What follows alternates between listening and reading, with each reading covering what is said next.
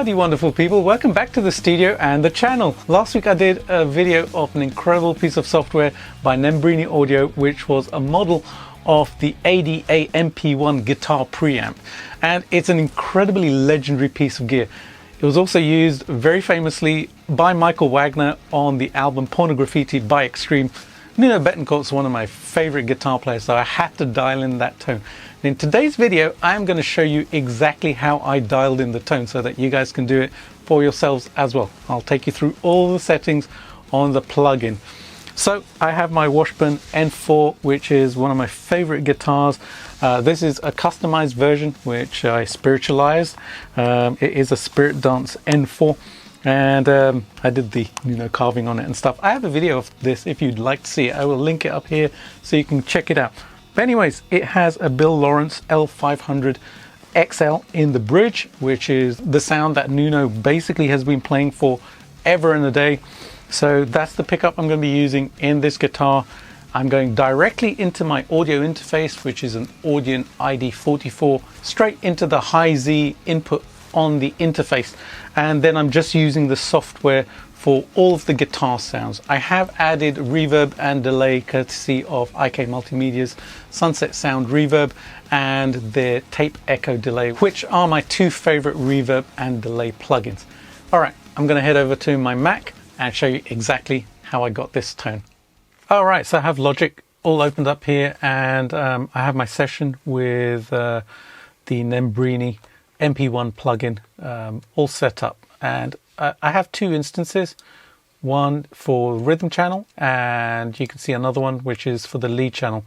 I just tweaked this one from the rhythm channel just because I wanted to use it. On the actual album, Michael Wagner has already said that different amplifiers are used for the lead parts, but I wanted to use the plugin and see if it could actually gain up enough so that it could do some lead, and it could do plenty. Alrighty, so I'll just play the session first so that you can have a quick listen, and then I'll tell you all of my settings in this wonderful plugin.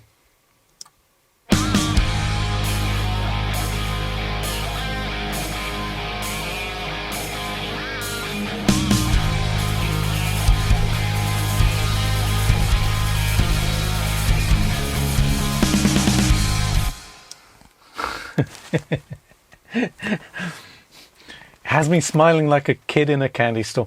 Honestly does. It sounds so good.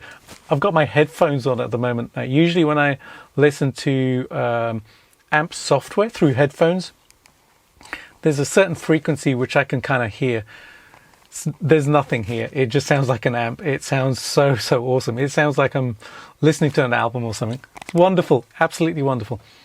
Alrighty, so you can probably see up here that it says Michael Wagner MP1 settings. I'd basically gone over to the Gearspace forum where Michael used to post many years ago, and he posted his exact settings for his MP1, the one that he used on the albums and the ones he used with those bands. The settings hadn't been changed in years. He hadn't used the unit for many years, and he posted the exact settings. So that's basically what I went with. So I'll go through all of these details with you. So overdrive 1 I have set at 4, overdrive 2 is set at 5.5, master gain is set at 7.5, bass is at 12, mids are 6, treble is 6 as well, presence is 12. Now presence is really important on this unit. It really makes a difference to how the actual unit works and sounds, the amount of gain you perceive as well. A very cool setting there. Play around with it to see what you guys can get as well. Voicing is tube, and the effects are turned on because I was using just a little bit of gate, I think. Yes, just the gate in there. So the gate is actually set right here. So the threshold's about just above 9 o'clock. The range is just above 10 or about 10-ish, and the gate is set to, I guess, medium slow. It's at 10 o'clock as well. The cabinet that I used was the MRH 412 green, which is already built into this. You can actually change the cabinet to the Recto, couple of 212s, VH412, there's a VH412 P50 as well. This was the one that sounded the closest to kind of the album. Now, I wasn't trying to dial in the exact tone, but it gave me the perception of the album. Used a 57 on there, off axis, and also a Royal 121. And this is the mix of the mics. So I have mic 1 mixed in around here, mic 2 a little bit lower, and I also have the room ambience. This is a really powerful control on the mixer as well. If you want a really roomy sound, and I did this with the White Lion track, which I recorded. If you haven't seen that video, you can check it out. I'll leave a link somewhere up here so that you guys can go and check it out. When I dialed in that tone, I dialed this up because when you listen to the album, it sounds very, very roomy, very reverby, but not kind of just a standard reverb. It sounds like they basically just captured more of the room. All right, the power amp controls, volume is set at about 10 o'clock, resonance 10 o'clock, presence at about 2 o'clock. And then I also had the filter set. Now, this is a really cool aspect of the plugin as well. It actually has a filter already built in so that you can dial out some of the low end rumble and tighten up the sound. Now, one of the things that Nuno used to do was, and he still does apparently, is use a rat pedal with his overdriven sound in order to just to filter out some of the low end so it tightens up his sound. Now, I did actually try a rat plugin emulation, which I will show you on the lead channel in a second, but didn't need it because it was already built into the actual preamp here. So tight control is at about 10 o'clock and rumble literally just a hair there, so it's about maybe 7-8 o'clock there, and that's it. And now you can load up your own impulse responses into here if you want to. I just use the stock cabinet so that, well, anyone wanting to dial in the sound can do it with just the software. And that's it. That was the whole of the rhythm sound that you heard. If I solo up the rhythms, you can have a listen to just the rhythm sound. And I use basically the same left and right.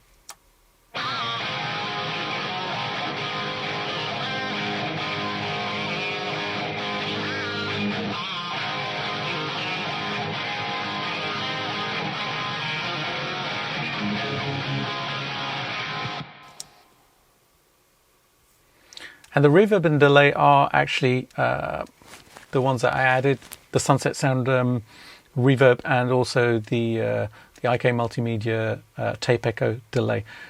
This unit does actually have reverb and delay already built into it, but I didn't want to use those. They sound great, by the way. They sound really, really good. I just like to mix in reverb and delay as a send so that I can control it a little bit better, and it just comes across a little bit different in a mix.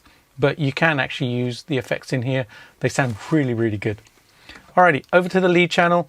It was pretty much the same. I started off with basically the same settings, just upped the gain a little bit. So overdrive 1 was at 5, overdrive 2 is at 5.5, master gain is still 7.5, and then bass is at 12, mids at 6, treble at 6, presence at 12, voicing is tube as well.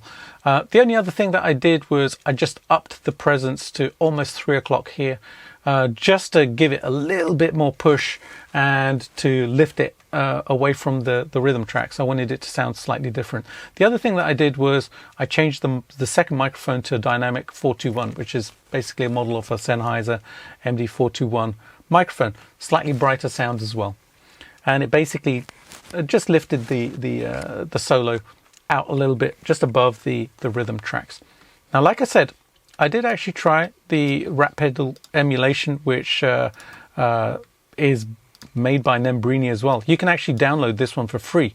And I had the filter set like I would set my actual rat pedals. I have a couple, one that my friend Stefan had built and sent me, and also another rat pedal which I bought some time ago.